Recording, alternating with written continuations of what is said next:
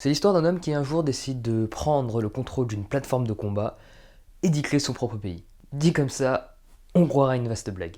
Pourtant, cette curiosité historique existe bel et bien, et c'est avec légèreté que nous allons commencer la première vidéo de cette chaîne YouTube.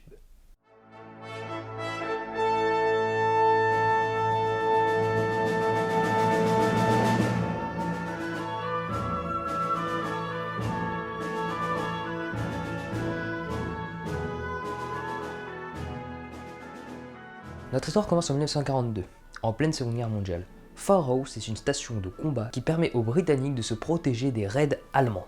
Après la guerre, Pharos est totalement abandonné. En effet, on n'y voit presque aucune utilité. Mais en 1966, un certain Paddy Roy Bates décide avec sa femme et quelques amis de prendre contrôle de la station et de l'aborder en bateau afin d'y créer son propre pays en 1967, Sealand. Alors avant de lancer cette expédition, il avait consulté quelques avocats qui lui assurèrent que rien ne s'opposait à sa prise de possession de Sealand, étant donné que celle-ci était dans les eaux internationales, donc sous aucune juridiction. C'est ainsi que Bates se déclare alors souverain de Sealand. L'histoire aurait pu simplement s'arrêter là, mais évidemment le plus drôle restait à venir. Un peu après, les Britanniques envoient quelques bateaux aux alentours de Sealand. On sait pas trop pourquoi, certaines sources disent que c'est simplement pour réparer une boîte de sauvetage sur une autre plateforme plus loin, ou simplement parce que les Britanniques avaient entendu parler de cette histoire et que, curieux, ils auraient envoyé ces bateaux.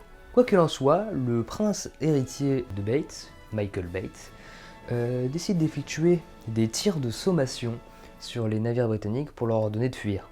Ceux-ci se replient. Évidemment, Michael Bates sera traîné en justice pour détention d'armes illégales. Bon, à votre avis, qu'est-ce qui va se passer? Ça y est, c'est la fin de Sealand, il va aller en prison, il détient des armes illégalement.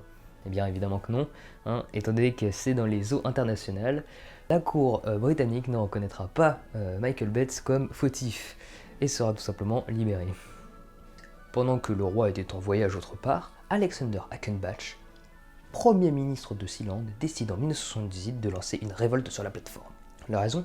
Il y aurait apparemment eu un désaccord entre le roi et lui quant à l'avenir de Sealand. Ni une ni deux, Alexander le rebelle décide d'enfermer le prince à l'intérieur de Sealand. Celui-ci sera libéré plus tard aux Pays-Bas. Pays-Bas, où le prince, qui ne comptait pas s'en arrêter là, décide d'enrôler des mercenaires pour aborder la plateforme, notamment avec des hélicoptères. Il dit, je cite, « Descendre d'un hélicoptère suspendu à une corde à 30 mètres au-dessus de la mer et faire face à des terroristes, je n'ai plus jamais ressenti une telle montée d'adrénaline. » Tu m'étonnes. Alexander est alors placé en détention sur Sealand.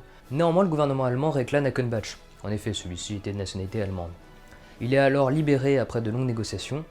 Et pour le roi, cela signifie d'ailleurs que l'Allemagne reconnaît officiellement Sealand. Il perd pas le nord, le roi. Ackenbach, à son tour, fonde alors un gouvernement en exil.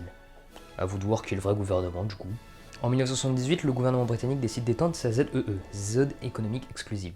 Et malheureusement, Sealand se trouve dans celle-ci. On pourrait alors imaginer que le gouvernement britannique décide de mettre fin à cette mascarade, mais il n'y a jamais eu de suite. À croire que eux aussi ça les fait rire cette histoire. C'est en 1999 que le roi Bates abdique au profit de son prince Michael. En 2006, la plateforme prend feu, tout le monde fuit, et c'est alors qu'est décidé de créer un gouvernement en exil. Des annonces de mise en vente de la plateforme sont alors effectuées un peu partout. C'est le site The Pirate Bay qui est intéressé, mais le prince Bates refusera, car fervent défenseur du copyright. Et c'est en 2012 que le roi Bates meurt, à l'âge vénérable de 91 ans, paix à son âme. Qu'est-ce qu'on pourrait ajouter alors sur cette histoire un peu marrante? Bah déjà, c'est ce qu'on appelle une micronation. Donc c'est un tout petit pays qui n'est pas reconnu. Parce que oui, aujourd'hui Sealand, personne ne le reconnaît. Ils ont même une équipe de foot et ils aimeraient d'ailleurs faire une compétition sportive entre toutes les micronations du monde. Même noter l'exploit de gravir le mont Everest pour y planter le drapeau de Sealand. Ouais, ça a été fait, la photo juste là. Aujourd'hui, vous pouvez carrément vous rendre sur le site de Sealand pour y acheter un titre de noblesse. Pour la modique somme de quelques livres sterling. Faudrait être sacrément bête pour acheter un titre de noblesse de Sealand.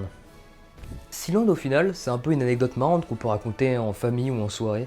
Bah, c'est quand même dingue comme histoire. Je me pose encore des questions pour savoir s'ils sont vraiment sérieux ou si même eux se prennent au second degré. Dans les deux cas, à mon avis, c'est du génie. Bon, j'espère que cette première vidéo vous aura plu et j'espère pouvoir en faire d'autres. Alors n'hésitez pas à mettre des commentaires et à me donner des avis. Voilà, et puis à très bientôt pour la prochaine vidéo, j'espère.